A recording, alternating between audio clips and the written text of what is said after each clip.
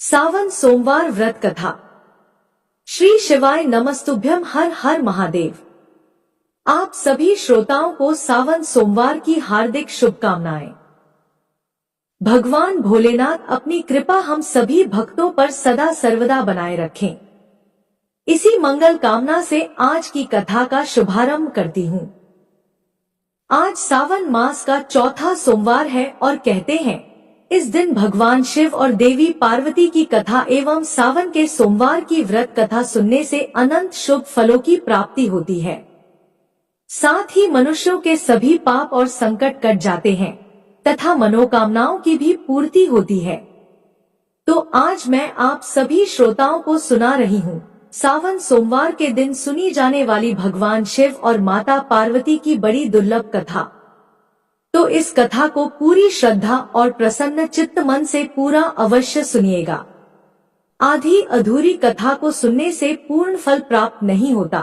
तो एक बार प्रेम से बोलिए हर हर महादेव। एक गांव में भगवान शिव का परम भक्त ब्राह्मण पंडित रहता था। पंडित जी जब तक रोज सुबह ब्रह्मा मुहूर्त में उठकर नित्य कर्मों से निवृत्त होने के पश्चात भगवान शंकर का पूजन नहीं कर लेते थे तब तक उन्हें चैन नहीं पड़ता था। जो कुछ भी दान दक्षिणा में आ जाता उसी से पंडित जी अपना गुजारा करते थे और दयालु इतने थे कि जब भी कोई जरूरतमंद मिल जाता तो अपनी क्षमता के अनुसार उसकी सेवा जरूर करते थे। इस कारण शिवजी के परम भक्त ब्राह्मण देवता गरीबी का जीवन व्यतीत कर रहे थे। पंडित जी की इस दानी प्रवृत्ति से उनकी पत्नी उनसे चिढ़ती तो थी किंतु उनकी भक्ति परायणता को देख उनसे अत्यधिक प्रेम करती थी, इसलिए वह कभी भी उनका अपमान नहीं करती थी। साथ ही अपनी जरूरत का धन वह पास पड़ोस में मजदूरी करके जुटा लेती थी। एक समय ऐसा आया जब मंदिर में दान दक्षिणा कम आने लगी, जिससे पंडित जी को आर्थिक तंगी का सामना करना पड़ा। घर की मूल आवश्यकताओं की पूर्ति नहीं होने के कारण ब्राह्मणी दुखी रहने लगी और इसी तरह दिन बीतने लगे। एक दिन महाशिवरात्रि का दिन आया और उस दिन भी पंडित जी हमेशा की तरह ब्रह्मा मुहूर्त में उठकर नित्य कर्मों से निवृत्त होने के लिए नदी की ओर चल दिए। संयोग से उस समय उस राह से पार्वती जी और शिव जी गुजर रहे थे। अचानक से पार्वती जी की नजर उस ब्राह्मण पर पड़ी। आज पंडित जी महाशिवरात्रि को लेकर इतने उत्साहित नहीं थे जितने कि अक्सर हुआ करते थे। पार्वती जी को बात समझते देर नहीं लगी और उन्होंने शिव जी से कहा, भगवान, यह ब्राह्मण देवता प्रतिदिन आपकी उपासना करते हैं, फिर भी आपको इसकी चिंता नहीं है। पार्वती जी की बात सुनकर शिव जी बोले, देवी, अपने भक्तों की चिंता मैं नहीं करूंगा तो कौन करेगा। भगवान शिव की ऐसी बातें सुनकर पार्वती जी बोली, है देव, अगर ऐसा है तो आपने अब तक इसकी सहायता क्यों नहीं की। तब शिव जी बोले, देवी, आप निश्चिंत रहिए, अब तक उसने जितने बिल्व पत्र शिवलिंग पर चढ़ाए हैं वही बिल्व पत्र आज रात्रि में उसे धनपति बना देंगे। यह बातचीत करके पार्वती जी और शिव जी तो चल दिए, किंतु संयोग देखिए उसी समय उस राह से एक व्यापारी गुजर रहा था। उसने छुपकर शिवजी और पार्वती जी की संपूर्ण वार्तालाप सुन लिया। व्यापारी ने अपना दिमाग चलाया और मन ही मन विचार करने लगा कि अगर विल्व पत्र से ब्राह्मण धनपति हो सकता है तो फिर मैं क्यों नहीं हो सकता। यही सोचकर वह ब्राह्मण के घर पहुंच गया और ब्राह्मण से बोला, पंडित जी, आपने अब तक जितने भी विल्व पत्र शिव पूजन में चढ़ाया है वह सब मुझे दे दीजिए, बदले में मैं आपको 100 स्वर्ण मुद्राएं दूंगा। पंडित जी ने अपनी पत्नी से पूछा तो वह बोली, पुण्य का दान ठीक तो नहीं है, किंतु हमें धन की भी जरूरत है, इसलिए दे दीजिए। पंडित जी ने सारे विल्व पत्र बोरे में भरकर सेठ जी को दे दिए। विल्व पत्रों का बोरा लेकर सेठ जी पहुंच गए मंदिर और शिवलिंग पर चढ़ाकर देखने लगे कि कब भगवान शिव जी कृपा करेंगे और कब वह और धनपति बन जाएगा। प्रतीक्षा करते करते सेठ जी को आधी रात हो गई। सेठ जी चमत्कार देखने के लिए बहुत उतावले हो रहे थे। अंत में तीसरा पहर गुजरने के बाद सेठ जी के सब्र का बांध टूट गया और क्रोध में आकर सेठ जी शिवलिंग को झकझोरने लगे। फिर अचानक चमत्कार हुआ और सेठ जी के हाथ शिवलिंग से ही चिपके रह गए। उन्होंने बहुत प्रयास किया किंतु हाथ हिले तक नहीं। थक हार कर सेठ जी शिव जी से क्षमा याचना करने लगे तो शिव जी बोले, हे लोभी सेठ, जिस ब्राह्मण से तूने यह बिल्व पत्र खरीदे हैं उसे 1000 स्वर्ण मुद्राएं दे, तब जाकर तेरे हाथ छूटेंगे। प्रातः काल जब पंडित जी पूजन के लिए आए तो उन्होंने देखा कि सेठ जी के हाथ शिवलिंग से चिपके हुए हैं और सेठ जी रो रहे हैं। उन्होंने पूछा तो सेठ बोला, पंडित जी, शीघ्रता से मेरे बेटे को 1000 स्वर्ण मुद्राएं लेकर मंदिर आने को कहिए। पंडित जी ने सेठ के बेटे को बुलाया और सेठ ने वह स्वर्ण मुद्राएं ब्राह्मण को दिलवा दिए। तब कहीं जाकर सेठ के हाथ शिवलिंग से छूटे। एक दिन पार्वती जी शिव जी से पूछती हैं, हे नाथ, आपने अब तक अपने भक्त को कोई धन नहीं दिया। शिव जी बोले, देवी, मेरे पास कहाँ धन है जो मैं दूंगा, किंतु मेरा भक्त अब गरीब नहीं है, यह तुम स्वयं देख लो। जैसी कृपा भगवान शिव और माता पार्वती ने उस ब्राह्मण पर की, ऐसी ही कृपा भगवान हम सब पर करें। बोलिए शंकर पार्वती भगवान की जय। अब आइए श्रवण करते हैं सावन सोमवार की पौराणिक कथा, जिसे सुनने मात्र से ही भोलेनाथ की कृपा प्राप्त होती है। अमरपुर नगर में एक धनी व्यापारी रहता था और दूर दूर तक उसका व्यापार फैला हुआ था। नगर में उस व्यापारी का सभी लोग मान सम्मान करते थे। इतना सब कुछ होने पर भी वह व्यापारी अंतर्मन से बहुत दुखी था, क्योंकि उस व्यापारी का कोई पुत्र नहीं था। दिन रात उसे एक ही चिंता सताती रहती थी कि उसकी मृत्यु के बाद उसके इतने बड़े व्यापार और धन संपत्ति को कौन संभालेगा।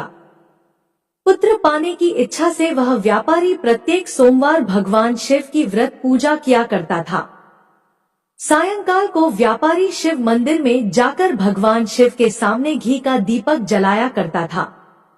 उस व्यापारी की भक्ति देखकर एक दिन देवी पार्वती ने भगवान शिव से कहा, हे प्राणनाथ, यह व्यापारी आपका सच्चा भक्त है। कितने दिनों से यह सोमवार का व्रत और पूजा नियमित कर रहा है।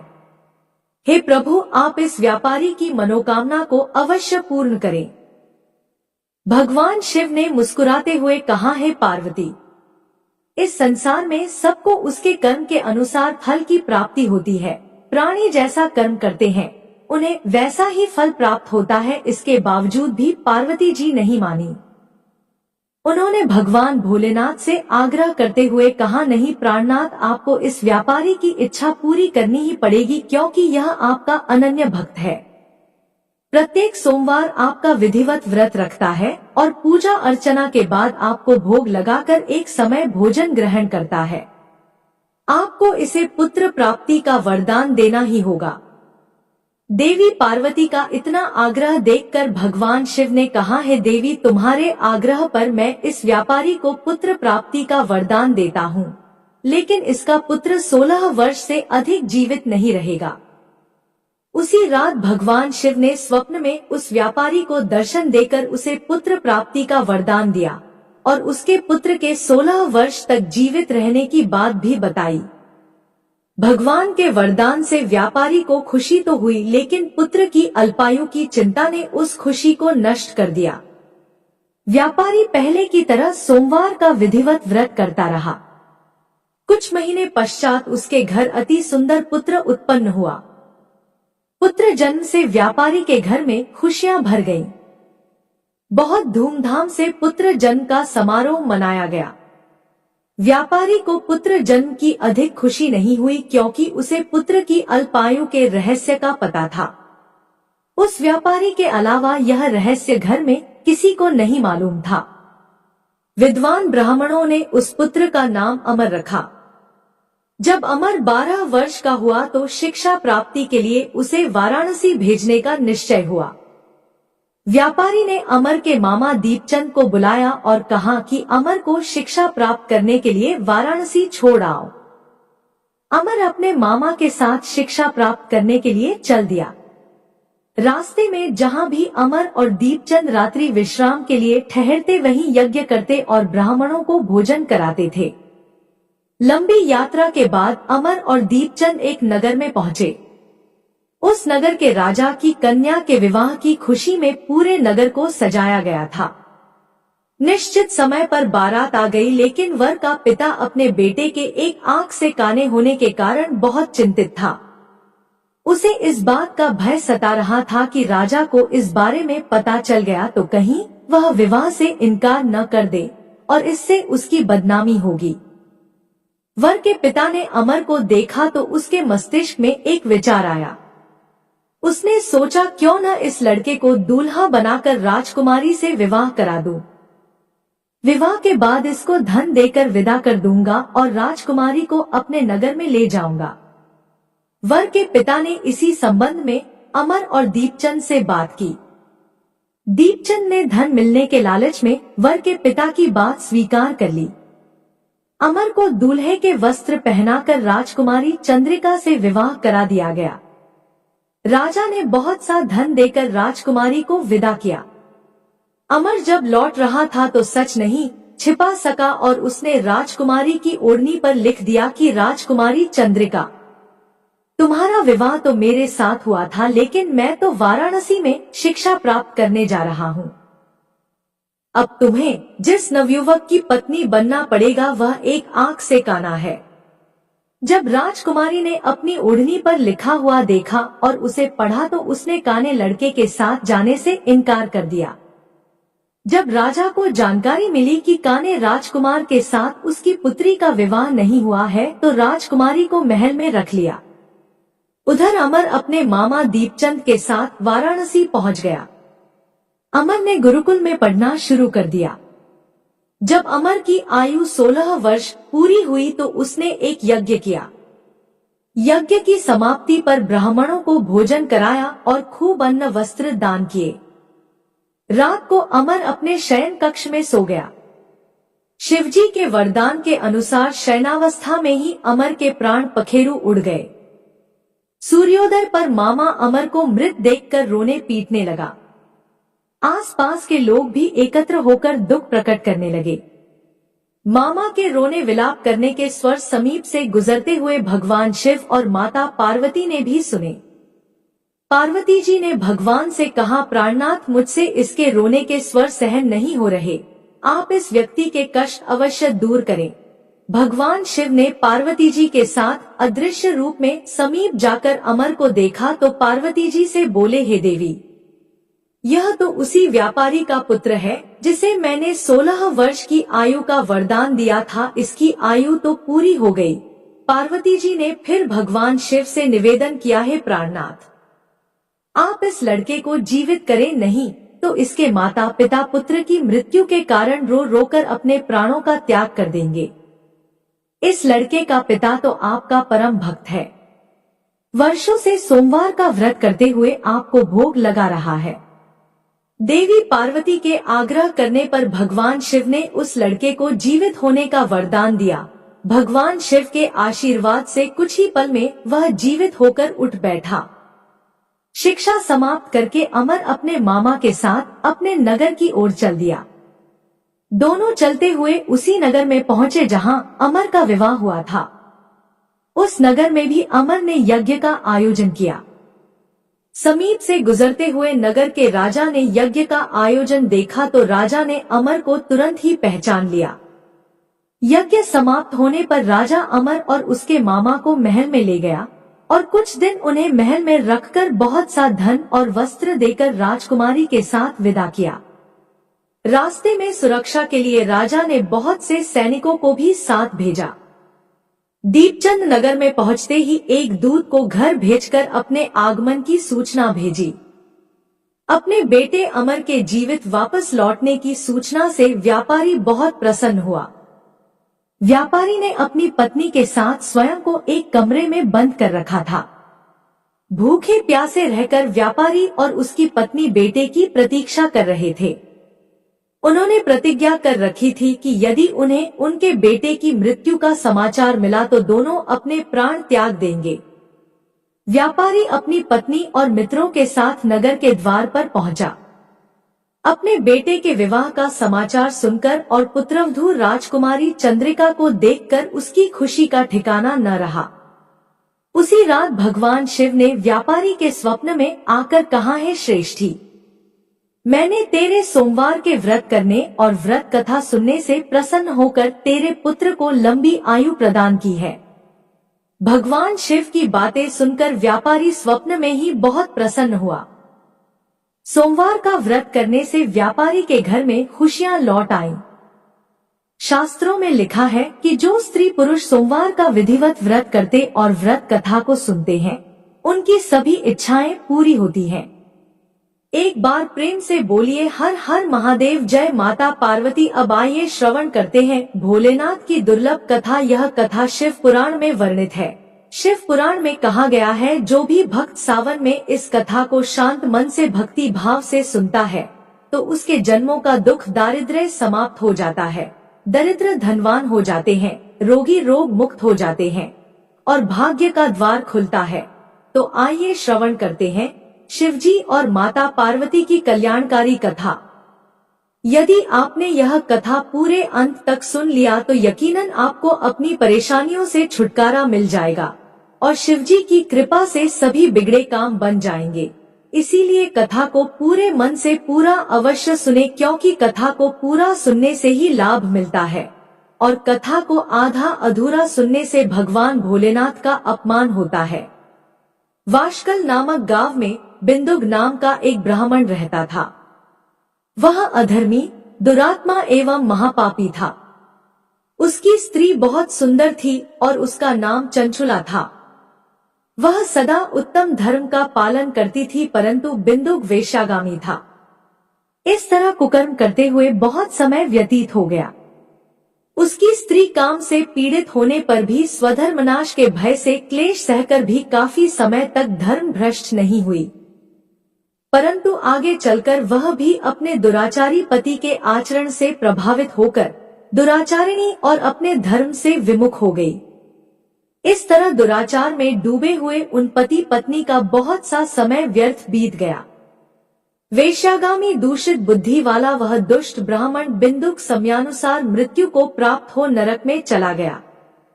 बहुत दिनों तक नरक के दुखों को भोगकर वह मूढ़ बुद्धि पापी विंध्य पर्वत पर भयंकर पिशाच हुआ। इधर उस दुराचारी बिंदुक के मर जाने पर वह चंचुला नामक स्त्री बहुत समय तक पुत्रों के साथ अपने घर में रहती रही। पति की मृत्यु के बाद वह भी अपने धर्म से गिरकर पराये पुरुषों का संग करने लगी थी। सतियां विपत्ति में भी अपने धर्म का पालन करना नहीं छोड़ती, यही तो तप है। तप कठिन तो होता है, लेकिन इसका फल मीठा होता है। विषय इस सत्य को नहीं जानता, इसीलिए वह विषयों के विषफल का स्वाद लेते हुए भोग करता है। एक दिन दैवयोग से किसी पुण्य पर्व के आने पर वह अपने भाई बंधुओं के साथ गोकर्ण क्षेत्र में गई। उसने तीर्थ के जल में स्नान किया एवं बंधुजनों के साथ यत्र तत्र घूमने लगी। घूमते घूमते वह एक देव मंदिर में गई। वहां उसने एक ब्राह्मण के मुख से भगवान शिव की परम पवित्र एवं मंगलकारी कथा सुनी। कथावाचक ब्राह्मण कह रहे थे कि जो स्त्रियां व्यभिचार करती हैं, वे मरने के बाद जब यमलोक जाती हैं, तब यमराज के दूत उन्हें तरह तरह से यंत्रणा देते हैं। वे उसके कामांगों को तप्त लौह दंडों से दागते हैं। तप्त लौह के पुरुष से उसका संसर्ग कराते हैं। ये सारे दंड इतनी वेदना देने वाले होते हैं कि जीव पुकार पुकार कर कहता है कि अब वह ऐसा नहीं करेगा, लेकिन यमदूत उसे छोड़ते नहीं। कर्मों का फल तो सभी को भोगना पड़ता है, क्योंकि देव, ऋषि, मनुष्य सभी इससे बंधे हुए हैं। ब्राह्मण के मुख से यह वैराग्य बढ़ाने वाली कथा सुनकर चंचुला भय से व्याकुल हो गई। कथा समाप्त होने पर सभी लोग वहां से चले गए। तब कथा बांचने वाले ब्राह्मण देवता से चंचुला ने कहा, हे ब्राह्मण, धर्म को न जानने के कारण मेरे द्वारा बहुत बड़ा दुराचार हुआ है। स्वामी, मेरे ऊपर कृपा कर मेरा उद्धार कीजिए। आपके प्रवचन को सुनकर मुझे इस संसार से वैराग्य हो गया है। मुझ मूढ़ चित्त वाली पापिनी को धिक्कार है। मैं निंदा के योग्य हूँ। मैं बुरे विषयों में फंसकर अपने धर्म से विमुख हो गई थी। कौन मुझ जैसी कुमार्ग में मन लगाने वाली पापिनी का साथ देगा? जब यमदूत मेरे गले में फंदा डालकर मुझे बांधकर ले जाएंगे और नरक में मेरे शरीर के टुकड़े करेंगे, तब मैं कैसे उन महायातनाओं को सहन कर पाऊंगी? मैं सब प्रकार से नष्ट हो गई हूँ, क्योंकि अभी तक मैं हर तरह से पाप में डूबी रही हूँ। हे ब्राह्मण, आप मेरे गुरु हैं, आप ही मेरे माता पिता हैं। मैं आपकी शरण में आई हूँ, मुझ अबला का अब आप ही उद्धार कीजिए। इस प्रकार विलाप करती हुई चंचला ब्राह्मण देवता के चरणों में गिर पड़ी। तब ब्राह्मण ने उसे कृपा पूर्वक उठाया और ब्राह्मण बोले, नारी, तुम सौभाग्यशाली हो जो भगवान शंकर की कृपा से तुमने वैराग्यपूर्ण शिव पुराण की कथा सुनकर समय से अपनी गलती का एहसास कर लिया है। तुम डरो मत और भगवान शिव की शरण में जाओ। उनकी परम कृपा से तुम्हारे सभी पाप नष्ट हो जाएंगे। मैं तुम्हें भगवान शिव की कथा सहित वह मार्ग बताऊंगा जिसके द्वारा तुम्हें सुख देने वाली उत्तम गति प्राप्त होगी। शिव कथा सुनने से तुम्हारी बुद्धि शुद्ध हो गई है और तुम्हें पश्चाताप हुआ है तथा मन में वैराग्य उत्पन्न हुआ है। पश्चाताप ही पाप करने वाले पापियों के लिए सबसे बड़ा प्रायश्चित है। पश्चाताप ही पापों का शोधक है। इससे ही पापों की शुद्धि होती है। सत्पुरुषों के अनुसार पापों की शुद्धि के लिए प्रायश्चित पश्चाताप से ही संपन्न होता है। जो मनुष्य अपने कुकर्म के लिए पश्चाताप नहीं करता वह उत्तम गति प्राप्त नहीं करता, परंतु जिसे अपने कुकृत्य पर हार्दिक पश्चाताप होता है वह अवश्य उत्तम गति का भागीदार होता है, इसमें कोई शक नहीं है। शिव पुराण की कथा सुनने से चित्त की शुद्धि एवं मन निर्मल हो जाता है। शुद्ध चित्त में ही भगवान शिव व पार्वती का वास होता है। वह शुद्धात्मा पुरुष सदाशिव के पद को प्राप्त होता है। इस कथा का श्रवण सभी मनुष्यों के लिए कल्याणकारी है, अतः इसकी आराधना व सेवा करनी चाहिए। यह कथा भवबंध रूपी रोग का नाश करने वाली है। भगवान शिव की कथा सुनकर हृदय में उसका मनन करना चाहिए, इससे चित्त की शुद्धि होती है। चित्त शुद्धि होने से ज्ञान और वैराग्य के साथ महेश्वर की भक्ति निश्चय ही प्रकट होती है तथा उनके अनुग्रह से दिव्य मुक्ति प्राप्त होती है। जो मनुष्य माया के प्रति आसक्त है वह इस संसार बंधन से मुक्त नहीं हो पाता। हे ब्राह्मण पत्नी, तुम अन्य विषयों से अपने मन को हटाकर भगवान शंकर की इस परम पावन कथा को सुनो, इससे तुम्हारे चित्त की शुद्धि होगी और तुम्हें मोक्ष की प्राप्ति होगी। जो मनुष्य निर्मल हृदय से भगवान शिव के चरणों का चिंतन करता है उसकी एक ही जन्म में मुक्ति हो जाती है। यह कहकर वे ब्राह्मण चुप हो गए। उनका हृदय करुणा से भर गया और वे ध्यान में मग्न हो गए। ब्राह्मण का उक्त उपदेश सुनकर चंचुला के नेत्रों में आनंद के आंसू छलक आए। वह हर्ष भरे हृदय से ब्राह्मण देवता के चरणों में गिर गई और हाथ जोड़कर बोली, मैं कृतार्थ हो गई। हे ब्राह्मण, शिव भक्तों में श्रेष्ठ स्वामिन, आप धन्य हैं। आप परमार्थदर्शी हैं और सदा परोपकार में लगे रहते हैं। हे मुनिवर, मैं नरक के समुद्र में गिर रही हूँ, कृपा कर मेरा उद्धार कीजिए। जिस पौराणिक व अमृत के समान सुंदर शिव पुराण कथा की बात आपने की है उसे सुनकर ही मेरे मन में वैराग्य उत्पन्न हुआ है। उस अमृतमयी शिव पुराण कथा को सुनने के लिए मेरे मन में बड़ी श्रद्धा हो रही है। कृपया आप मुझे उसे सुनाइए। शिव पुराण की कथा सुनने की इच्छा मन में लिए हुए चंचुला उन ब्राह्मण देवता की सेवा में वहीं रहने लगी। उस गोकर्ण नामक महाक्षेत्र में उन ब्राह्मण देवता के मुख से चंचुला शिव पुराण की भक्ति, ज्ञान और वैराग्य बढ़ाने वाली और मुक्ति देने वाली परम उत्तम कथा सुनकर कृतार्थ हुई। उसका चित्त शुद्ध हो गया। वह अपने हृदय में शिव के सगुण रूप का चिंतन करने लगी। वह सदैव शिव के सच्चिदानंदमय स्वरूप का स्मरण करती थी। तत्पश्चात अपना समय पूर्ण होने पर चंचुला ने बिना किसी कष्ट के अपना शरीर त्याग दिया। उसे लेने के लिए एक दिव्य विमान वहां पहुंचा। यह विमान शोभा साधनों से सजा था एवं शिव गणों से सुशोभित था। चंचुला विमान से शिवपुरी पहुंची, उसके सारे पाप धुल गए और वह दिव्यांगना हो गई। वह गौरांगी देवी मस्तक पर अर्धचंद्र का मुकुट व अन्य दिव्य आभूषण पहने शिवपुरी पहुंची। वहां उसने सनातन देवता त्रिनेत्रधारी महादेव शिव को देखा। सभी देवता उनकी सेवा में भक्तिभाव से उपस्थित थे। उनकी अंग कांति करोड़ों सूर्यों के समान प्रकाशित हो रही थी। 5 मुख और हर मुख में 3-3 नेत्र थे। मस्तक पर अर्धचंद्राकार मुकुट शोभायमान हो रहा था। कंठ में नील चिन्ह था। उनके साथ में देवी गौरी विराजमान थी, जो विद्युत पुंज के समान प्रकाशित हो रही थी। महादेव जी की कांति कपूर के समान गौर थी।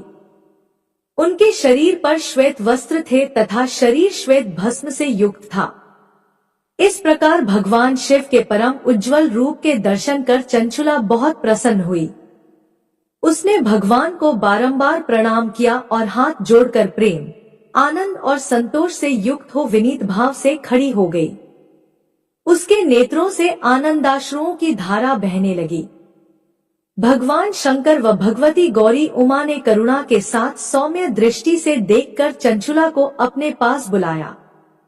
गौरी उमा ने उसे प्रेम पूर्वक अपनी सखी बना लिया।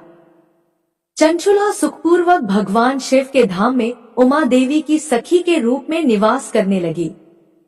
एक दिन चंचुला आनंद में मग्न उमा देवी के पास गई और दोनों हाथ जोड़कर उनकी स्तुति करने लगी। चंचुला बोली, हे गिरिराज नंदिनी स्कंद माता उमा, आप सभी मनुष्यों एवं देवताओं द्वारा पूज्य तथा समस्त सुखों को देने वाली हैं। आप शंभुप्रिया हैं, आप ही सगुणा और निर्गुणा हैं। हे सच्चिदानंद स्वरूपिणी, आप ही प्रकृति की पोषक हैं। हे माता, आप ही संसार की सृष्टि, पालन और संहार करने वाली हैं। आप ही ब्रह्मा, विष्णु और महेश को उत्तम प्रतिष्ठा देने वाली परम शक्ति हैं।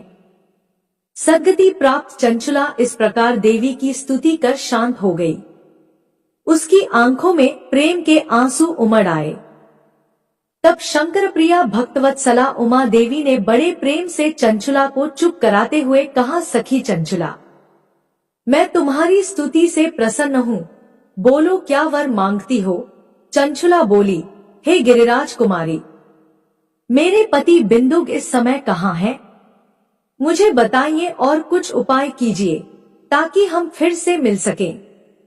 हे महादेवी, मेरे पति एक शूद्र जाति वेश्या के प्रति आसक्त थे और पाप में ही डूबे रहते थे। गिरिजा बोली, बेटी तुम्हारा पति बिंदुक बड़ा पापी था, उसका अंत बड़ा भयानक हुआ। वेश्या का उपभोग करने के कारण वह मूर्ख नरक में अनेक वर्षों तक अनेक प्रकार के दुख भोग कर अब शेष पाप को भोगने के लिए विंध्य पर्वत पर पिशाच की योनि में रह रहा है। वह दुष्ट वही वायु पीकर रहता है और सब प्रकार के कष्ट सहता है। गौरी देवी की यह बात सुनकर चंचुला अत्यंत दुखी हो गई। फिर मन को किसी तरह स्थिर करती हुई दुखी हृदय से मां गौरी से उसने एक बार फिर पूछा, है महादेवी, मुझ पर कृपा कीजिए और मेरे पापी पति का अब उद्धार कर दीजिए। कृपा करके मुझे वह उपाय बताइए जिससे मेरे पति को उत्तम गति प्राप्त हो सके। गौरी देवी ने कहा, यदि तुम्हारा पति बिंदुक शिव पुराण की पुण्य में उत्तम कथा सुने तो वह इस दुर्गति को पार करके उत्तम गति का भागी हो सकता है। अमृत के समान मधुर गौरी देवी का यह वचन सुनकर चंचुला ने दोनों हाथ जोड़कर मस्तक झुकाकर उन्हें बारंबार प्रणाम किया तथा प्रार्थना की कि मेरे पति को शिव पुराण सुनाने की व्यवस्था कीजिए। ब्राह्मण पत्नी चंचुला के बार बार प्रार्थना करने पर शिवप्रिया गौरी देवी ने भगवान शिव की महिमा का गान करने वाले गंधर्वराज तुम्बुरो को बुलाकर कहा, तुम्बुरो, तुम्हारी भगवान शिव में प्रीति है।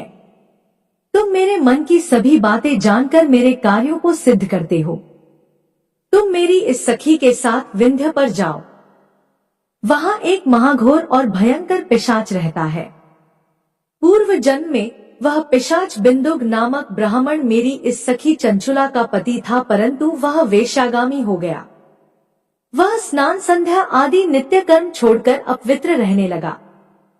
क्रोध के कारण उसकी बुद्धि भ्रष्ट हो गई। दुर्जनों से उसकी मित्रता तथा सज्जनों से द्वेष बढ़ गया था। वह अस्त्र शस्त्र से हिंसा करता, लोगों को सताता और उनके घरों में आग लगा देता था। चांडालों से दोस्ती करता व रोज वेश्या के पास जाता था। पत्नी को त्याग कर दुष्ट लोगों से दोस्ती कर उन्हीं के संपर्क में रहता था। वह मृत्यु तक दुराचार में फंसा रहा। मृत्यु के बाद उसे पापियों के भोग स्थान यमपुर ले जाया गया। वहां घोर नरकों को सहकर इस समय वह विंध्य पर्वत पर पिशाच बनकर रह रहा है और पापों का फल भोग रहा है। तुम उसके सामने परम पुण्य में पापों का नाश करने वाली शिव पुराण की दिव्य कथा का प्रवचन करो। इस कथा को सुनने से उसका हृदय सभी पापों से मुक्त होकर शुद्ध हो जाएगा और वह प्रेत योनि से मुक्त हो जाएगा। दुर्गति मुक्त होने पर उस बिंदुक नामक पिशाच को विमान पर बिठाकर तुम भगवान शिव के पास ले आना। माँ उमा का आदेश पाकर गंधर्वराज तुम्बुरो प्रसन्नता पूर्वक अपने भाग्य की सराहना करते हुए चंचुला को साथ लेकर विमान से पिशाच के निवास स्थान विंध्य पर्वत गया। वहां पहुंचकर उसने उस विकराल आकृति वाले पिशाच को देखा। उसका शरीर विशाल था, उसकी ठोड़ी बड़ी थी। वह कभी हंसता, कभी रोता और कभी उछलता था। महाबली तुम्बुरो ने बिंदुक नामक पिशाच को पाशों से बांध लिया। उसके पश्चात तुम्बुरो ने शिव पुराण की कथा बांचने के लिए स्थान तलाश कर मंडप की रचना की। शीघ्र ही इस बात का पता लोगों को चल गया कि एक पिशाच के उद्धार हेतु देवी पार्वती की आज्ञा से तुम्बुरो शिव पुराण की अमृत कथा सुनाने विंध्य पर्वत पर आया है। उस कथा को सुनने के लोभ से बहुत से देवर्षि वहां पहुंच गए। सभी को आदर पूर्वक स्थान दिया गया। पिशाच बिंदुक को पाशों में बांधकर आसन पर बिठाया गया और तब तुम्बुरो ने परम उत्तम शिव पुराण की अमृत कथा का गान शुरू किया। उसने पहली विद्येश्वर संहिता से लेकर 7वीं वायु संहिता तक शिव पुराण की कथा का स्पष्ट वर्णन किया। सातों संहिताओं सहित शिव पुराण को सुनकर सभी श्रोता कृतार्थ हो गए। परम पुण्यमय शिव पुराण को सुनकर पिशाच सभी पापों से मुक्त हो गया और उसने पिशाच शरीर का त्याग कर दिया। शीघ्र ही उसका रूप दिव्य हो गया। उसका शरीर गौर वर्ण का हो गया।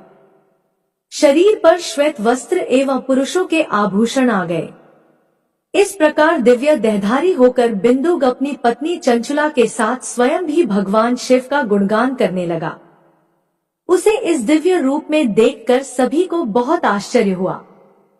उसका मन परम आनंद से परिपूर्ण हो गया। सभी भगवान महेश्वर के अद्भुत चरित्र को सुनकर कृतार्थ हो उनका यशोगान करते हुए अपने अपने धाम को चले गए। बिंदुक अपनी पत्नी चंचुला के साथ विमान में बैठकर शिवपुरी की ओर चल दिया। महेश्वर के गुणों का गान करता हुआ बिंदुक अपनी पत्नी चंचुला व तुम्बुरो के साथ शीघ्र ही शिवधाम पहुंच गया। भगवान शिव व देवी पार्वती ने उसे अपना पार्षद बना लिया।